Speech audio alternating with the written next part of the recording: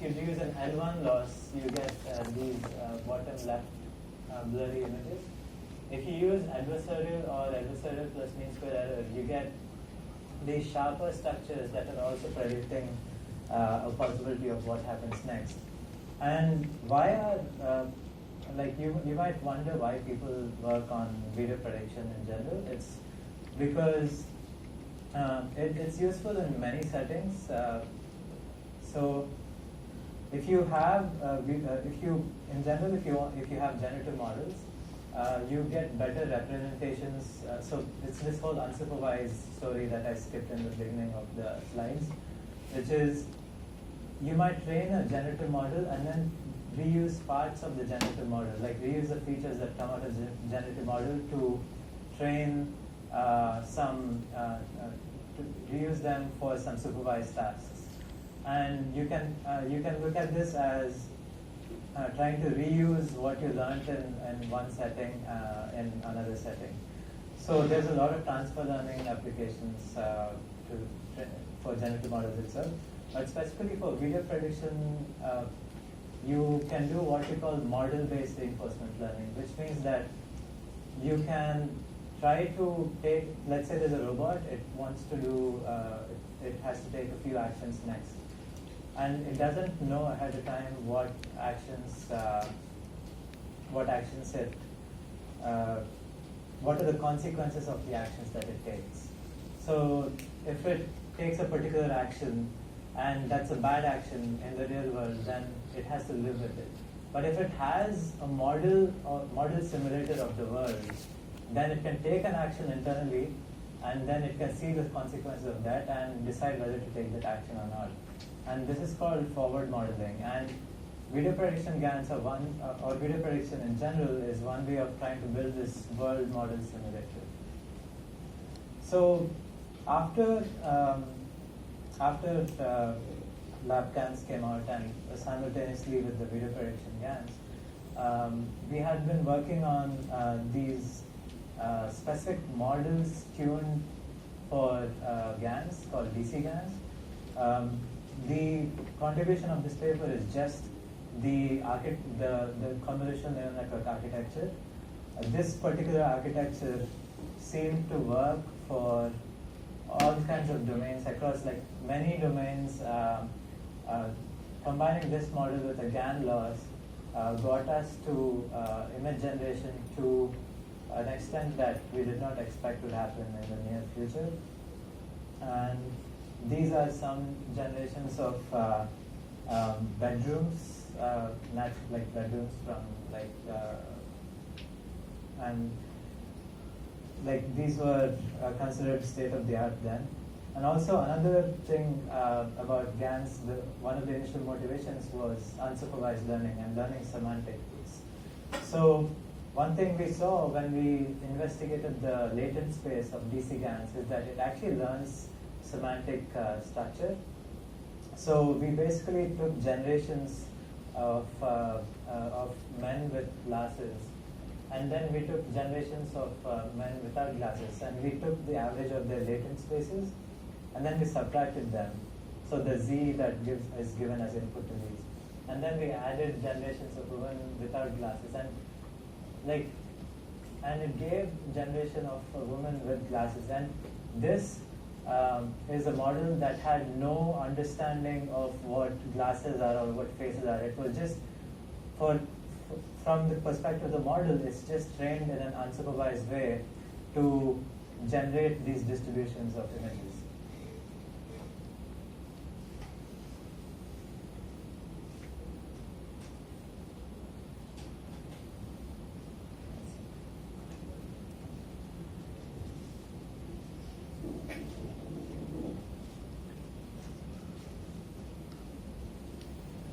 So one thing we did in the DC GANs was to try to reuse the representations that we learned in the discriminator for a supervised classification task. And because the representations that we learned in this unsupervised settings were so strong, we needed much lesser number of samples to train our supervised classification. So what we took was, we took the discriminator from the DC GAN after it finished training, and then we extracted the first few layers of the DC GANs, put them in a separate network, and we then trained this network with on a supervised task, like on a digit classification. So we just used 1,000 labels of. So this task itself is a 10-way digit classification task. So you have 10 digits. You want to classify the input images into one of these 10, and the input images themselves are street view digits, where Google's street view cars took photographs of house numbers, and then they cropped each digit of these house numbers, and you have to classify these digits. And it's a fairly complicated task. And so just with 1,000 labels, we got state-of-the-art results on SVHN dataset. So it showed how you could use the GAN models in this unsupervised setting, and reuse the features that you learned in other supervised settings. So this whole unsupervised learning story started to come together. And there's a few other fun examples I want to show. People train GANs for inpainting from Berkeley, and they got pretty good results. What they did was they took an image, they cut the center part of the image, just fill it with white, and then they asked the GAN to fill up that part. And they asked, they had other models as well try to do this. And one thing, so this is a small showcase of what happens with other kinds of models. This is the input on the left. A human artist drew a prediction on the right top here. GAN gives a very sharp and reasonable result on the right bottom. And on the left bottom, you have just with an L2 loss, and it's a very blurry output. And then people took it further. This is more on the conditional GAN side. It's not really in an unsupervised setting. But what people did was they started conditioning the input to the generator to be text, and the output is an image describing that text. And so text conditional GANs produce some pretty cool results, where you would give a caption of text, and then you would ask the GAN to generate different samples based on that caption. And you would see, the results were pretty cool and pretty decent. They tried it on a couple of data sets, and it seemed to work. But their models had to be tweaked in a fairly specific and complicated way to get these things to start running. And GANs in general, I showed you all the rosy side of GANs, but GANs are hard to train and very unstable, and I'll get to that part at the end of the talk.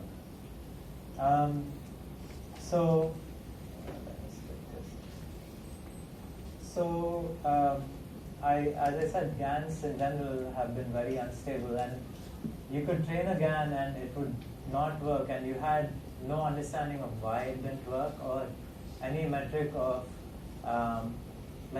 unless you saw the samples, you did not know whether it worked or not, because the loss function of GANs didn't actually tell you much about whether the GAN is working or not. There was no notion of convergence. And so people have been working on trying to stabilize GANs. The optimization process of GANs itself is highly stochastic and unstable, because you're trying to play this minimax game of the generator trying to fool the discriminator, and the discriminator trying to not be fooled by the generator. So the gradient descent process itself is very, very stochastic. You have all kinds of exploding and vanishing gradients happening all the time, and the process itself is not well understood either. So people have come up with a lot of heuristics to try to stabilize GANs, and some of the I'll quickly so some of the tricks that were given in this paper from folks from OpenAI was that instead of trying to play the game where you take a single sample from the generator and try to discriminate with it against a sample from the real data set. You take a batch of samples from the generator, a batch of samples from the real data set, and try to discriminate between these mini batches. And also doing label smoothing, which means that instead of giving a label of 1 for real and 0 for fake, you would kind of stochastically change these to, for the real samples, you would give them a continuous number between 0.7 and 1.2 or something. And these kind of adding noise in various ways help stabilize the GANs. And they also showed that doing this stable, like adding the stability and training larger models, help them get to a much better place in the same unsupervised plus transfer learning task that I showed earlier on DC GANs. They not only beat DC GANs in the same setting that I described earlier, but they almost got to the state of the art of 2013 for 500,000 labels. That is, with just 1,000 labels, they got to 5.88 accuracy, 5.88% error rate, and in 2012 or 13, we had 5.1% using 500,000 labels. So the number of labels had been reduced by 2 orders of magnitude, and you got the same accuracy. And so they just showed other semi-supervised settings as well. And so over time, GANs have been people have started using GANs as like sequence-to-sequence models, where you give an input sequence that is transformed into some output sequence in a non-trivial way. Here's an example of that. This was a paper published again from Berkeley. It's called Pix-to-Pix, where you give an input image to a GAN, and it generates an output image. And it can be trained on fairly interesting tasks. One is you give the semantic segmentation as your input image, and the output image is some real generation of that semantic segmented scene. Here on the left is input is aerial satellite images, and output is well segmented like Google Maps style images. And here's one interesting one where input is a sketch of a handbag, and output is a handbag itself. So what they had in their paper was that patch-wise they would do a GAN loss. That is, for each small patch of the image, they would apply adversarial network loss. But globally, they would have an L1 loss, that is a pixel-wise L1 metric. And keeping this global coherency consistent, and locally you had sharper predictions, is what you see from Pix-to-Pix. So now I'll start with a little bit of the downsides of GANs, or at least how they have been until recently. GANs are unstable. If any of you have trained GANs in this room, you will not only agree with me, you have spent a lot of time scratching your head on why your GAN is not working. So because I explained to you why GANs are unstable, it's a stochastic optimization process, and there's no notion of convergence. So initially in 2014, when GANs were introduced, they have been fairly unstable. I don't actually know how the original authors came up with stable models in their initial work. But when we did DC lab GANs in 2015, we actually tried many hacks to get this get stuff to work. One of them was the model architecture generator, which means that there was a script that would generate a different neural network architecture, and then we would essentially, we ran a huge sweep over like several hundred GPUs to find stable architectures that actually work. And the second problem was that to get to understand whether a particular architecture was working or not, we had to look at the samples that were generated by this architecture. We had to visually look at them. There was no loss that we could correlate model stability with. And then we tried many different hacks to try to make things more stable. And until the last day of publishing the paper, we actually didn't have any good results. So it was like a lot of hope involved in that research. And in DC GANs as well, we spent countless hours tweaking models, finding stable models. And even now, like we see, one of the problems we see with GANs is that you have what we call mode dropping, which means that if you have, just as an example, if you have a data set with 10 digits, let's say each image has a particular digit, 1, 2, 3, 4, 5, 6, 7, 8, 9, 0. Then you can train a GAN, and what the GAN might do is simply never produce 0 ever. It might just drop producing 0 altogether. And so this is called mode dropping, where an entire part of your distribution gets dropped and never produced. So GANs typically have this problem where they have mode dropping. There's also a notion of underfitting, which means that even though your model has the capacity to model the distribution at hand, the network never actually converges to fit to the complete distribution. And then in later in 2015, the guys at OpenAI introduced more heuristics and more stability, but it's like GANs are still like very far away from, let's say, doing image classification with ConNets, where you know to an extent that like just throwing more data at the problem will help you converge. And so, and in general, intuition for GANs is poorer as well, because you can't investigate what's going on. The optimization problem is highly stochastic. So for a while, we didn't understand why GANs had so many failure rates, but then we started developing theories and testing them out, and we were looking into what's going on. So the GAN objective itself has some central problems. So whenever you have two distributions, let's say a real distribution, when you have two distributions, by distributions, let me come back to this case where a distribution of images, a distribution of samples is where you just have a set of samples, and each and in your space, let's think of this as 2D space, and let's try to generate 2D samples.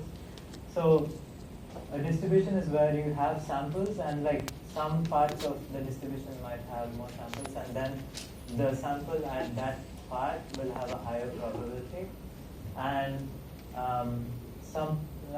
then some parts of your space might have no samples, and like you will have low or zero probability in those empty spaces.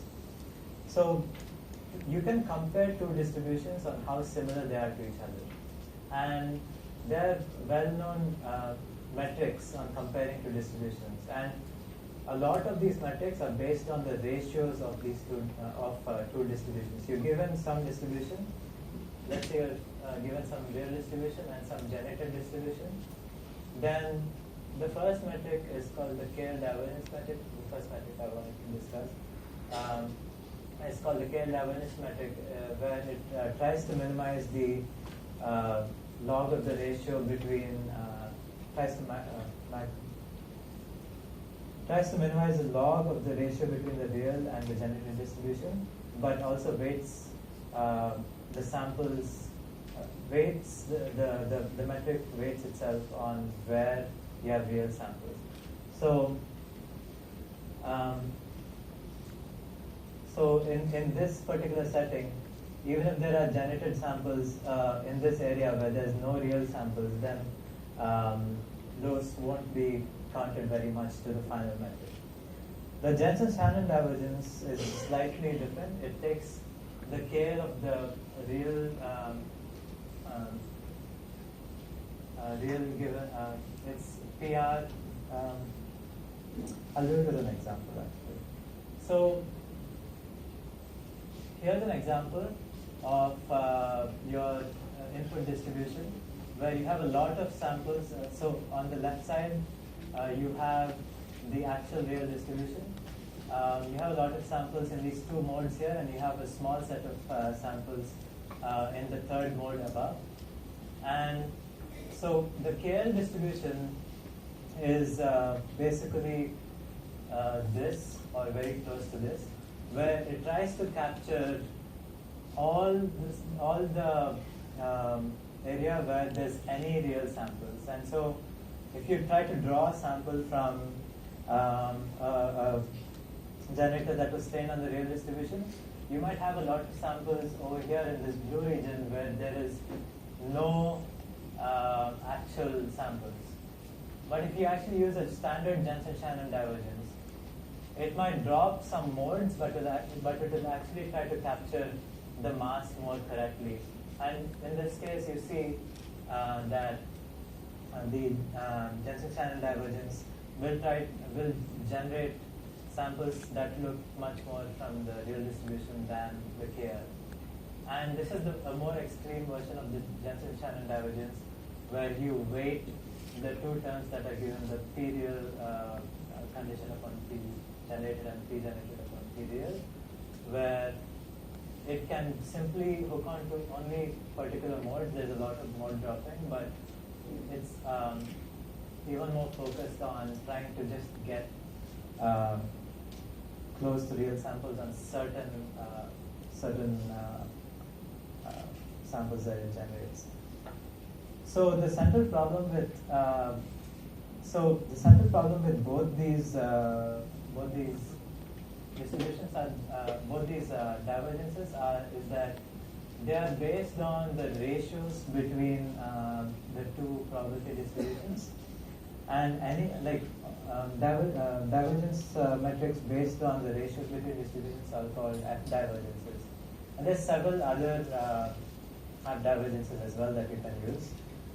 So the problem with F divergence based metrics is that you have vanishing gradients whenever you try to optimize using F divergences when your generated distribution does not overlap with the real distribution. So in this example, let's say a real distribution is given in blue, just like a Gaussian distribution centered around minus 0.5 or so.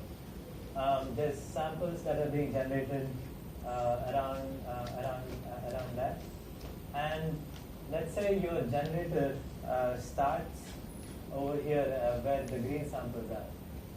Now there's no overlap between the real distribution and the generated distribution. So like when you try to do gradient descent, where the generator is trying to get closer to the real distribution, there's no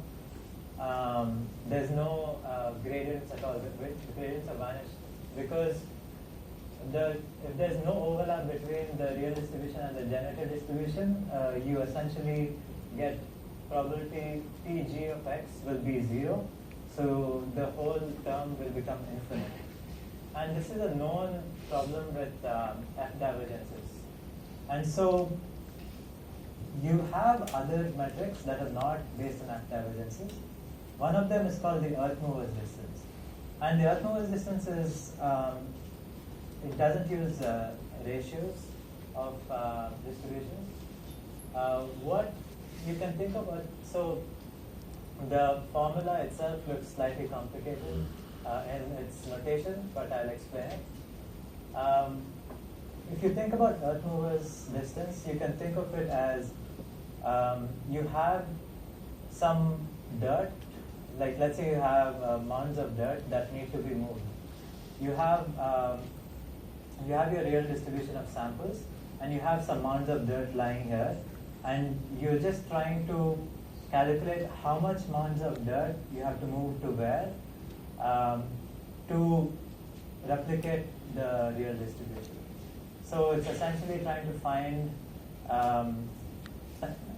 it's trying to find how to transport your dirt to each location of your real samples to replicate the real distribution, and the cost of moving this dirt is essentially the earth mover's distance. So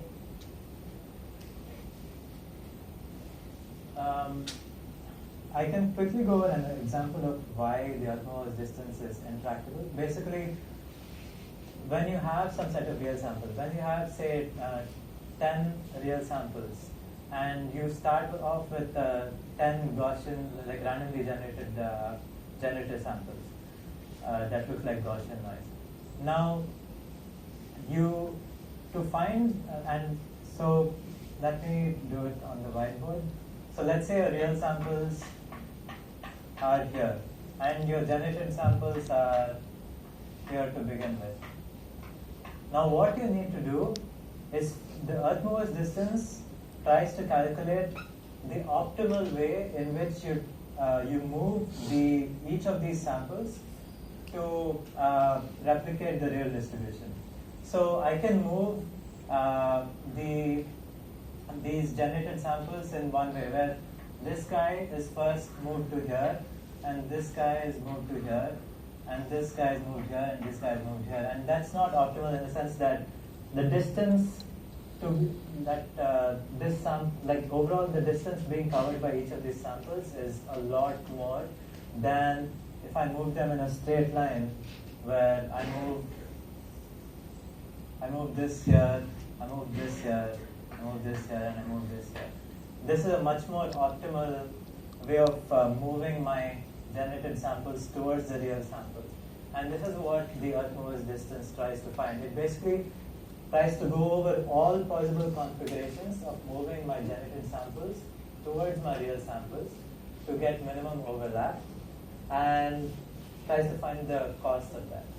And so the earth mover's distance becomes squared in the number of samples you want to sample in the dimensionality of your distribution. So if I have a distribution of Rn, say n can be 64 times 64. Let's say I'm trying to generate 64 by 64 images. Then to compute the exact earth mover's distance, you would need Rn squared, which is much larger. So generally, this earth mover's distance is considered intractable, and also especially when you're trying to optimize it for a gradient descent or something. To do an n-square algorithm at every iteration of your gradient descent step is just, it will take up like way too much time to do anything. But using this thing called the Cantor-Rubinstein duality, I don't understand it much. Martin Algerski, the first author of the paper, is a mathematician. He found this connection that you can optimize the earth mover's distance. If you reformulate the earth mover's distance using this duality, then you can actually make the problem tractable. So using this, if you reformulate the problem, what this distance, this term has essentially become is that we are finding some function f of x that gives you the greatest margin between a mean of the real samples and a mean of the generated samples. So you're trying to, the discriminator is trying to maximize the mean of the real samples and the mean point between of the real samples and the mean point of the generated samples. And the generator will try to minimize the mean of the real samples to the mean of the generated samples and try to get them closer. And the algorithm itself is fairly simple. So all you have to do is you have to have the outputs of your discriminator. You have to take a mean over the mini batch, and then you have to clip the weights of your neural network to maintain k-Lipschitz. So one of the things that is needed for this formulation to work is that f of x needs to be 1 Lipschitz or a k-Lipschitz function. What that means is that the gradients that are the gradients with respect to your weights of your neural network, in this case f of x, have to be bounded to some upper bound, to some upper constant. So if you call f of x to be 1 Lipschitz, then the gradients with respect to each of the parameters of f of x will not be greater than 1. The magnitude of the gradient will not be greater than 1. So if you have this bound, if you basically bound your neural network to be in some cube of a fixed size, then you can use this formulation and optimize the alpha merge distance. And the algorithm, as I said, is pretty simple. You clip the weights of your neural network to be 1 Lipschitz, and you just the last layer of your discriminator is just the mean over the mini batch, and that's about it. Now there's two benefits to Wasserstein GANs. We call them Wasserstein GANs because the utmost distance is also called the Wasserstein 1 distance. So Wasserstein GANs, the first benefit is that you start to see a notion of convergence. So you have a meaningful loss metric. So you don't have to stare at image samples to know whether something worked or not. You can actually, you know that if your loss is going down, you actually have good samples. That is, the generator is getting closer to the real distribution. And that's a very important empirical benefit. And the second is model stability. So GANs, as I previously said, were very, very finicky to which kind of model architecture you used in your generator and your discriminator. But with Wasserstein GANs, we show on the left side is the Wasserstein GAN and the right side is the DC GAN. We try to take different kinds of generator architectures, and we saw that the Wasserstein GAN is always stable and consistent, whereas the DC GAN, in some settings it is stable, but in some settings it is either not stable. And another advantage of Wasserstein GANs is that the mode dropping issue that you had with GANs is also gone. Wasserstein GANs will make sure that modes are not arbitrarily dropped. So that's the end of my talk with respect to adversarial networks. I think the next things that if any of you